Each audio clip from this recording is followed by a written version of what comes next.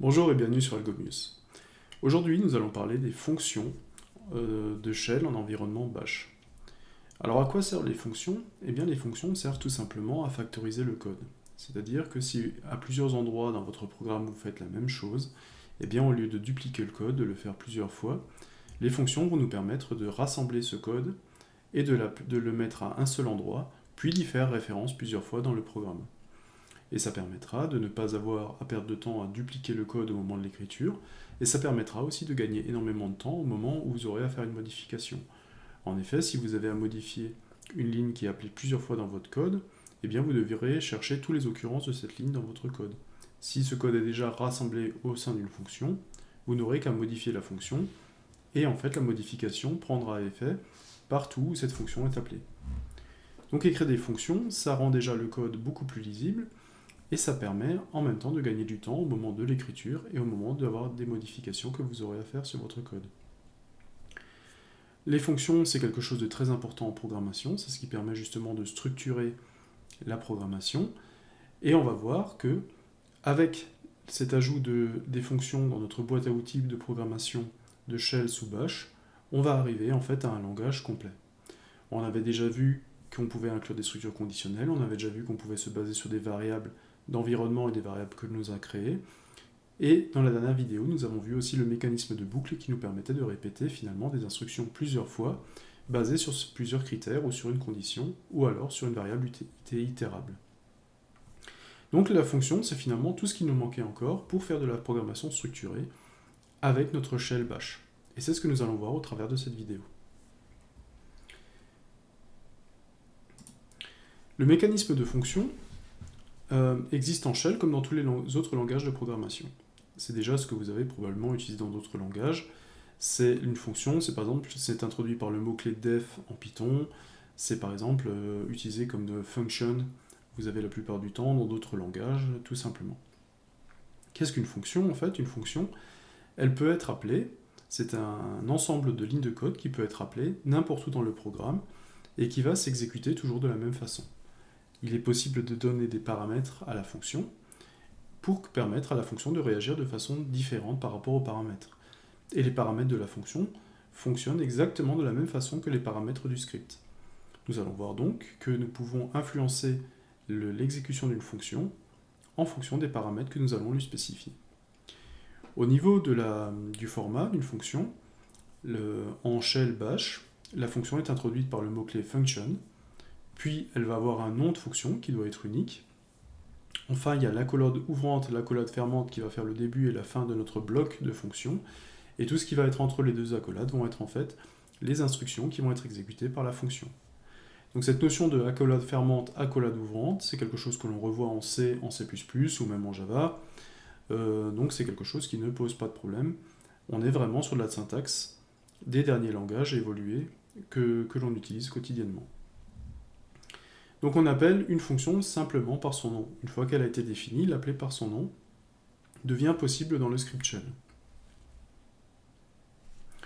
On va directement voir un petit exemple et créer une petite fonction qui va nous permettre de comprendre également comment sont modifiées les variables au sein d'une fonction. Effectivement, c'est une question qu'on se pose souvent, et si vous avez déjà programmé, vous avez déjà vu par exemple qu'il y a toujours des modes de transfert différents des paramètres de fonction, ou des paramètres ou des variables dans les fonctions. Une variable définie dans une fonction, normalement, sa valeur n'est pas transmise à partir du moment où la fonction est terminée. Elle n'a pas été transmise au programme appelant. Donc on va essayer de voir un petit exemple. On va se prendre une variable, on va essayer de la modifier en dehors de la fonction et dans la fonction, et on va essayer de comprendre en fait comment le shell bash considère le contenu des variables en fonction de si on est dans le programme principal ou si on est dans la fonction appelée.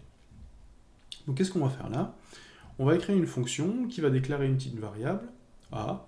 Nous allons ensuite appeler une fonction, cette fonction va modifier la variable numérique a et l'afficher, et en fait on va aussi afficher la valeur de a une fois qu'on sera de retour dans le programme principal. Et ça nous permettra de voir finalement comment sont modifiées les variables, quelles sont les règles pour la modification de variables au travers d'une fonction.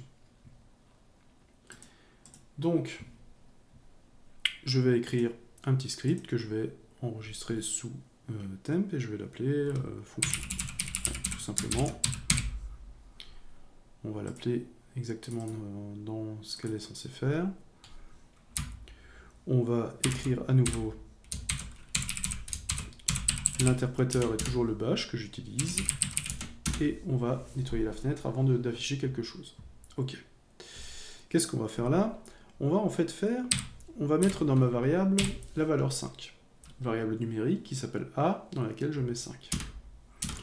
On va écrire au début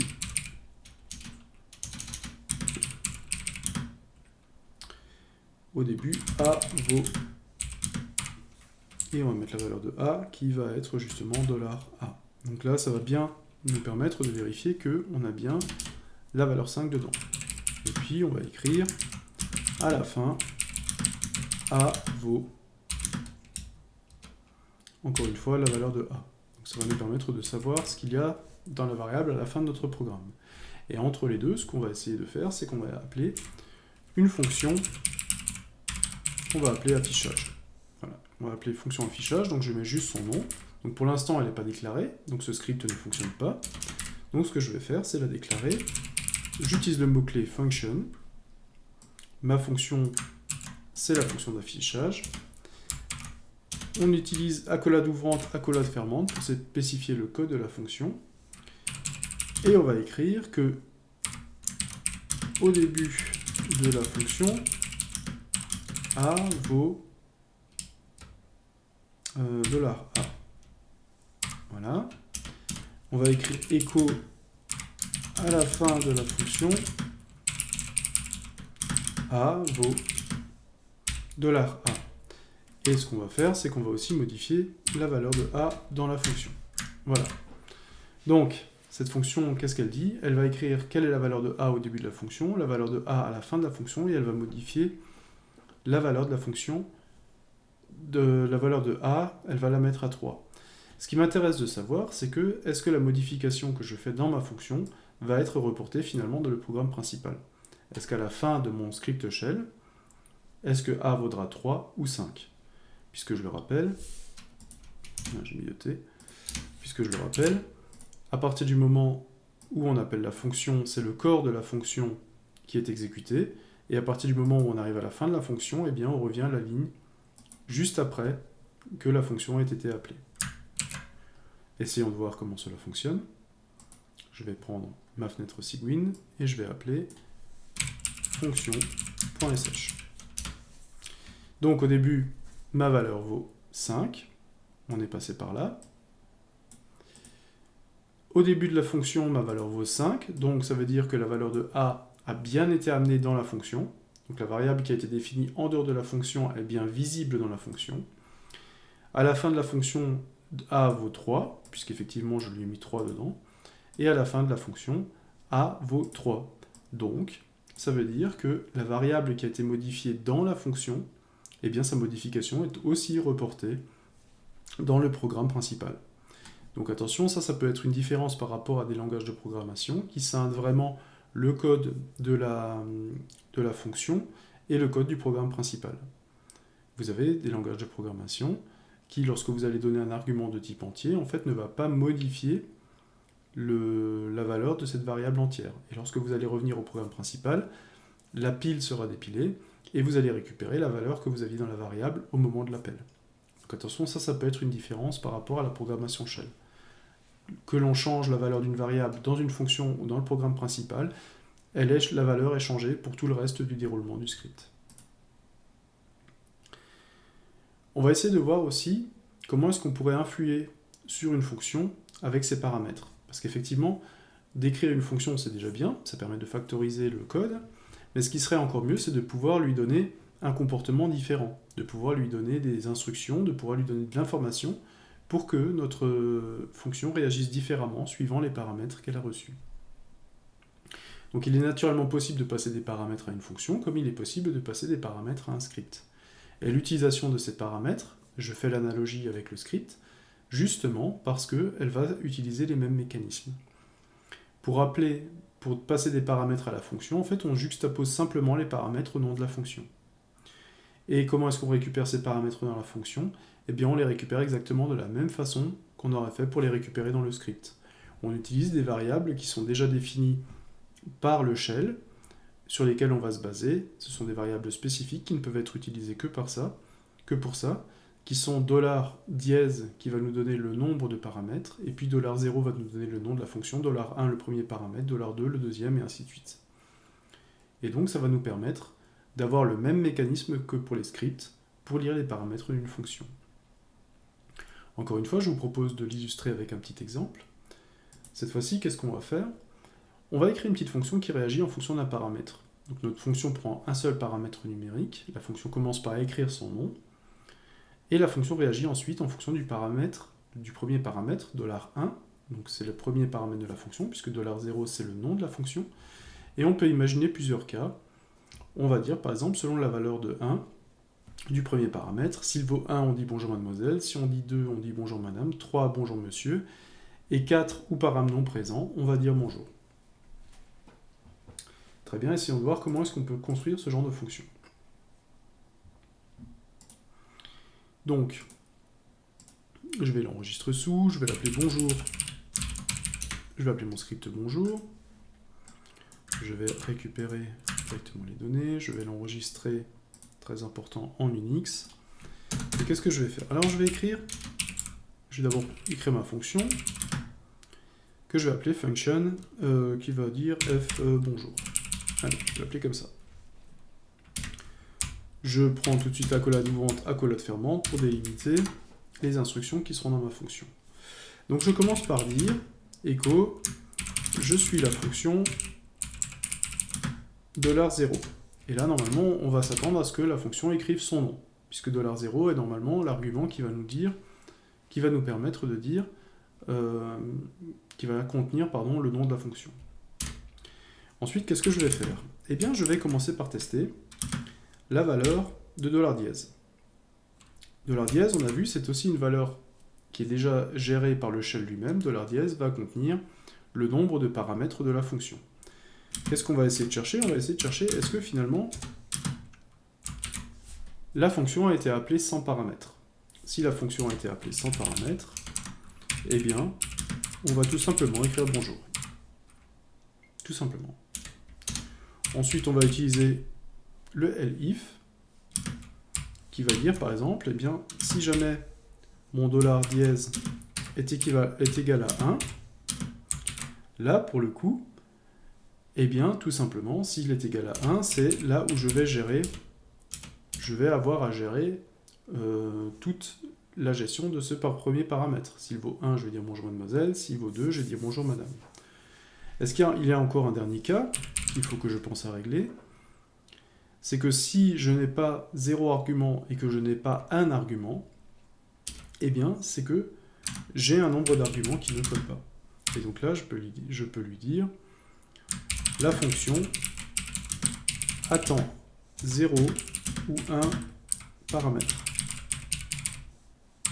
Tout simplement. Ça, c'est un message d'erreur. C'est-à-dire que, pour l'instant, la fonction ne peut réagir qu'avec 1 ou 0 ou 1 paramètre. Si on lui donne 2, 3 ou 6, eh bien là, en fait, il faut que la fonction réagisse et dise en fait qu'elle n'est pas prévue pour faire ce genre de choses. Là, je vais traiter maintenant le cas où j'ai un seul paramètre et je vais réagir sur ce paramètre.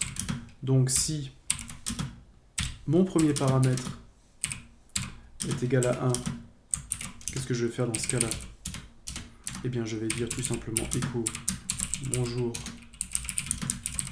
mademoiselle, tout simplement. Ensuite, je vais utiliser l'instruction elif, donc c'est un else et un if combiné, donc on n'est plus dans le cas où le paramètre est égal à 1. Qu'est-ce que je veux tester maintenant? Est-ce que mon paramètre est égal, donc, de l'ordre 1, est-ce qu'il est égal à 2? Je reprends ma structure, zen, dans ce cas-là, si mon paramètre est égal à 2, je vais écrire bonjour madame. Ok. Ensuite, je vais prendre un elif, on connaît maintenant la syntaxe, j'ouvre mon crochet, $1 est égal à 3. On fait un zen, cette fois-ci on écrit bonjour, echo, bonjour monsieur. Et enfin, dans le cas indéterminé, c'est-à-dire que la valeur ne vaut ni 1, ni 2, ni 3, on va écrire tout simplement echo bonjour. Et puis on va terminer avec un phi, tout simplement. Donc que va faire cette fonction? Elle va vérifier qu'on a bien, si on a 0 argument, elle va dire bonjour. Si on a un argument, elle va l'évaluer. Si cet argument vaut 1, elle va dire bonjour mademoiselle. Si l'argument vaut 2, elle va écrire bonjour madame. Si l'argument vaut 3, elle va écrire bonjour monsieur. Et si cet argument vaut autre chose, on va écrire tout simplement bonjour. Et si on est au-delà de 0 et 1 argument, si on a 2, 3 ou 6 arguments, elle va écrire que la fonction n'est pas capable de gérer ce genre de cas. Comment est-ce qu'on va pouvoir écrire maintenant l'appel de cette fonction? Et bien tout simplement, on va reprendre le nom de la fonction que j'ai appelé bonjour. Et je vais essayer de l'appeler avec plusieurs arguments. Alors je vais d'abord l'appeler avec 0 argument, puis je vais l'appeler avec l'argument 1, avec l'argument 3, avec l'argument 2. Je vais l'appeler avec un argument 6, et je vais l'appeler avec une ribambelle d'arguments différents. Et on va voir comment est-ce qu'il va réagir pour chacun de ces cas-là. Donc j'ai appelé mon script bonjour. Donc, qu'est-ce qu'il va dire? Alors à chaque fois, il nous dit « je suis la fonction bonjour.sh ». Donc là, en fait, il a écrit le nom du script. Je ne pensais pas qu'il allait faire ça. Donc il m'écrit « bonjour » la première fois. Il a évalué le premier argument. Il a écrit la bonjour mademoiselle, il a écrit bonjour monsieur, il a écrit bonjour madame, puis il a écrit bonjour, ce qui correspond finalement à notre différents cas. Et puis la fonction où on a mis 6, 7, 8, 9, il a finalement écrit que la fonction attend 1 ou 2, 0 ou 1 paramètre, donc ce qui n'était pas bon. Ok. Donc il a résolu la gestion des paramètres, il est arrivé à retrouver les paramètres partout où il faut. Il est arrivé à voir combien de paramètres étaient à sa disposition, il est arrivé aussi à dire quelle était la valeur de ces paramètres-là, et donc on est arrivé à faire influer le déroulement d'une fonction à partir des paramètres qu'on lui a renseignés. Donc c'est exactement ce qu'on voulait faire.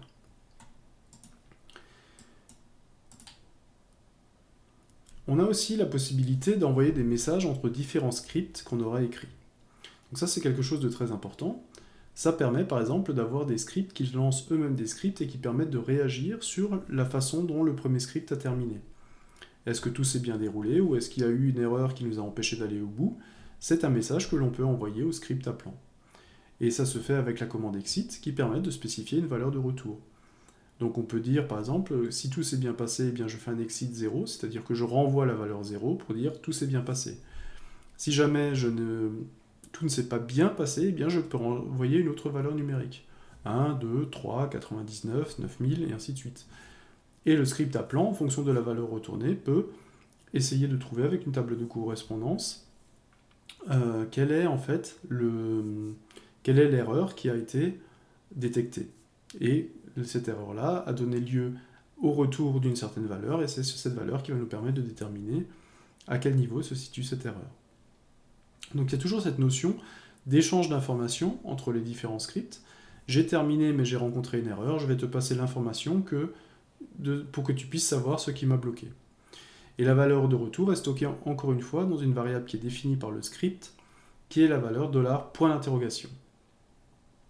Donc il est donc facile de réagir différemment selon le retour d'un script, en essayant de voir si effectivement le script s'est bien déroulé ou qui s'est terminé sur une erreur. On va voir directement comment est-ce qu'on peut faire ça au travers d'un exemple. Donc on va voir comment utiliser le code de sortie comme une information, et on va créer un script qui renvoie un code retour avec la commande exit code retour. On va créer ensuite un script qui appelle ce premier script et qui teste la valeur de leur point d'interrogation.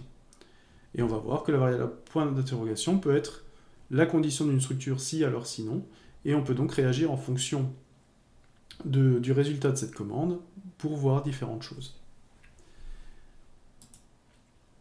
Donc ce que je vous propose, c'est de commencer par écrire directement un petit script que l'on va appeler retour. Retour.sh. on le met au format Unix. On va récupérer l'entête de bash directement. Alors, que va faire ce petit script? Eh bien, la seule chose qu'il va faire, c'est qu'il va faire un exit 0 pour dire que tout s'est bien passé. Voilà. On va maintenant faire un programme appelant,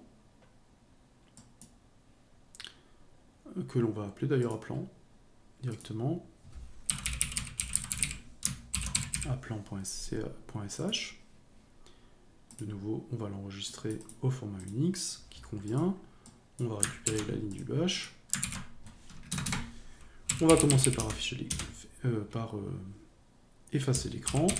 Et puis, on va appeler notre script de retour, directement. Donc, je l'appelle, c'est le script de retour. Il est dans le même répertoire que le programme appelant. Du coup, c'est pour ça que j'ai cette syntaxe ./. OK. Qu'est-ce que je vais faire là-dedans?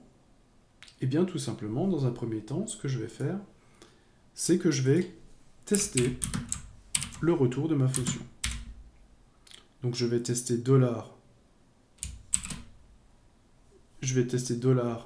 point d'interrogation, et je vais regarder si c'est égal à 0. Dans ce cas-là,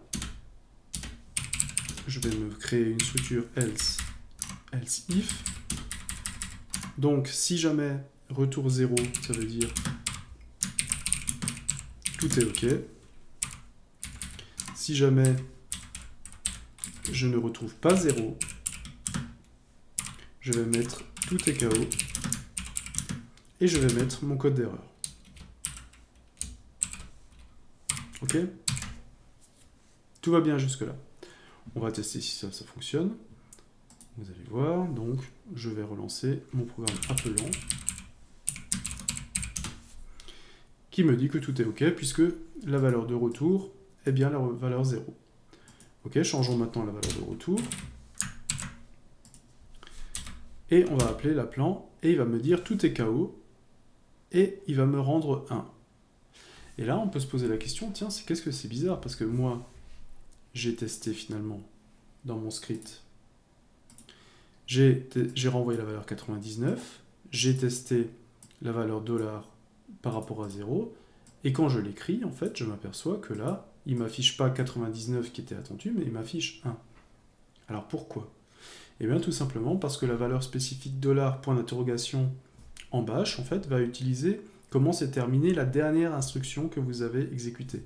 Et donc à ce niveau-là, vous avez bien $, point d'interrogation qui est le résultat de votre sous-programme, mais ici, en fait, c'est plus le résultat de votre sous-programme que vous écrivez, c'est le résultat du test de comparaison. Et donc, en fait, le programme n'apporte pas ce pourquoi on l'a écrit. Ce qu'il faut faire, en fait, c'est qu'il faut, à un moment donné, il faut sauvegarder dans une variable notre valeur point d'interrogation, et ensuite utiliser le contenu de cette variable.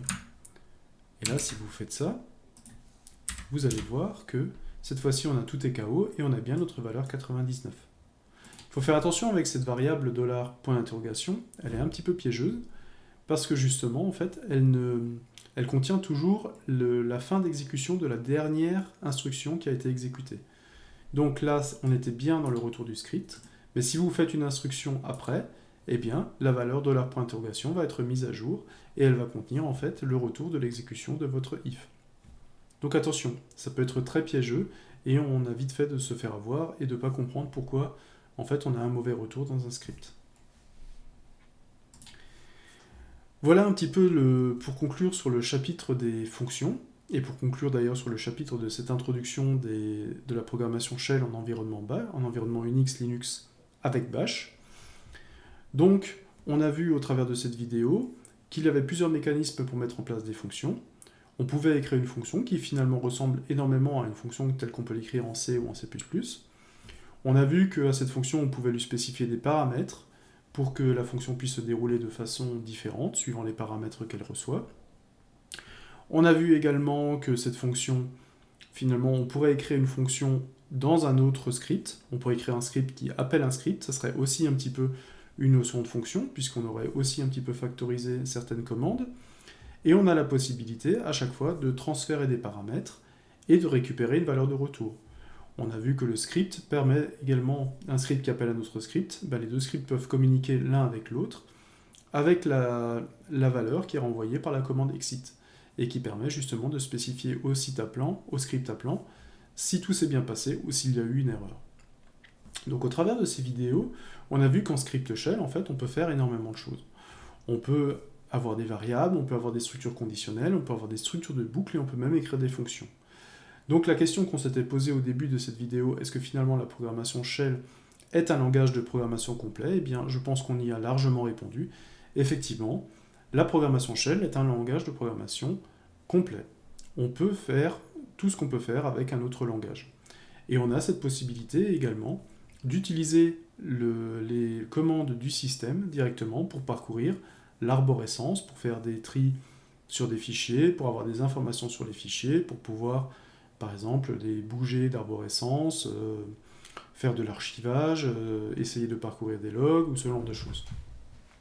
Donc on est sur quelque chose de très complet, et j'espère que cette série de vidéos vous aura donné envie de vous lancer dans la programmation shell. Donc maintenant, il n'y a plus qu'à ouvrir la doc, profiter de toutes les informations qui sont dans les différents manuels, sous Windows et sous Unix, pour faire des choses de plus en plus évoluées. Bonne journée!